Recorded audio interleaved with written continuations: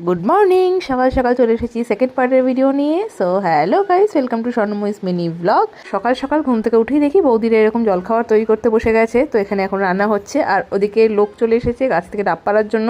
যতই বলো ভাই, বাজারে জিনিসপত্র কিনে খাওয়ার থেকে কিন্তু গাছের জিনিস একদম টাটকা টাটকা পেরে খাওয়ার মজাই আলাদা। এই ছোট্ট ছোট ডাবগুলোর ভিতরে যে এতটা জল থাকে দেখে কিন্তু বোঝা যাবে না, পুরো 1 গ্লাস জল হয়েছে। আর দেখো, বাবা এখানে ভাইকে বলছিল মাথাটা মালিশ করে দেওয়ার জন্য, আর ভাই এখানে এসে মাথা মালিশ করে দিচ্ছিল। বাবা বাড়ির উঠানে কিন্তু একটা বিশাল বড় তেঁতুল গাছ রয়েছে, আর এটা টক তেঁতুল। আর একটা পাশে গাছ রয়েছে, সেটা মিষ্টি তেঁতুল গাছ। এখন আমরা এই গাছটা থেকে কয়েকটা তেঁতুল পেরেছি, এগুলো টক। খাওয়া দাওয়া করে নিয়ে পরে ওই মিষ্টি তেঁতুল গাছ থেকে মিষ্টি তেঁতুল পারবো। সকাল সকাল ডাব খাওয়ার পরে এখন আমরা চলে এসেছি ব্রেকফাস্ট করতে। আর ব্রেকফাস্টে যেটা বানিয়েছে সেটাকে বলে হচ্ছে খুদ চালের উপমা, যেটা ওই ভাঙা ভাঙা চাল যেগুলো থাকে সেই চালগুলো দিয়ে একটা উপমা টাইপের বানায়, বাট খেতে কিন্তু দুর্দান্ত ছিল, ওই ভাত ভাজা কাইন্ড অফ। এখানে মাছ ধরার জন্য জেঠু জাল নিয়ে চলে এসেছে, এখন এই জালটা দিয়ে পুকুরে মাছ ধরা হবে।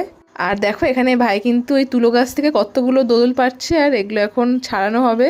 তোমাদের মধ্যে অনেকেই হয়তো জানো এই জিনিসটা কি। এটা হলো গা ঘষার জালি। ব্রেকফাস্টের পরে এখন একটু চা খেয়ে নিচ্ছি, দেন যাব মাছ ধরতে। ওখানে সব জাল টাল রেডি করা হচ্ছে।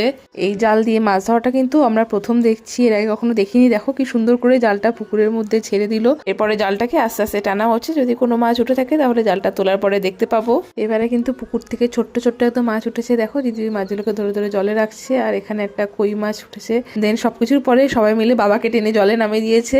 তো বাবা এখন ওই জালটাকে ধরে সাইড থেকে মাছ তোলার চেষ্টা করবে। চলো দেখা যাক কোনো মাছ ওঠে নাকি। এখন ভাই বাবাকে টেনে টেনে টেনে টেনে নিয়ে যাচ্ছে। বাবা ভয় পাচ্ছিল ফার্স্টে নামার জন্য, কারণ কি ফার্স্ট টাইম বাবা এরকম ভাবে নামছে মাছ ধরার জন্য পুকুরে। দেখো এইবারে জালে কিন্তু অনেক বড় বড় দুটো মাছ উঠেছে। দেখো এখানে এই একটা আর ওপরে একটা।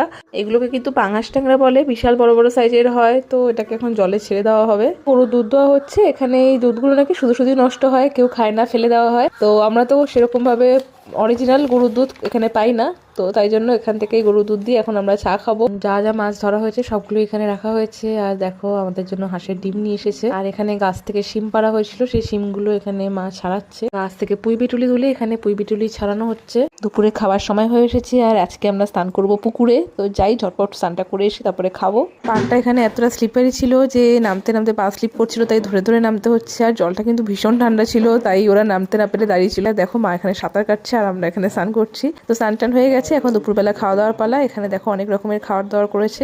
আর এই কুমড়োটা কিন্তু গাছ থেকে পাড়া হয়েছে। এখন রেডি হয়ে নিয়েছি, একটু বাজারের দিকে যাব। এখানে তো বাজার বলতে হাট বসে, তো সেই হাটে যাব। এই যে হাট, এখানে প্রচুর ধরনের জিনিস পাওয়া যায়। আর এখানে বেশিরভাগ জিনিসই কিন্তু সব বাড়িতে চাষ করা। সব শেষে আমরা এখন যাব মন্দিরে। এখানকার বিশাল বড় নাম করা একটা মন্দির। তো এই মন্দিরে গিয়ে আমরা কি কি করছি সেটা তোমাদেরকে দেখাবো নেক্সট পার্টে। আজকে এই পর্যন্ত, টাটা।